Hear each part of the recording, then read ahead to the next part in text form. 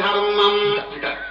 జానామి ధర్మం ధర్మం అంటే తెలుసు నచ్చమే ప్రవృత్తి చేయబుద్ధి కావటం లేదు అంటారండి ధర్మమేమో నాకు తెలుసు కానీ చేయబుద్ధి కావటం లేదు అంటున్నాడు జానామి ధర్మం నచ్చమే ప్రవృత్తి జానామి పాపం నచ్చమే నివృత్తి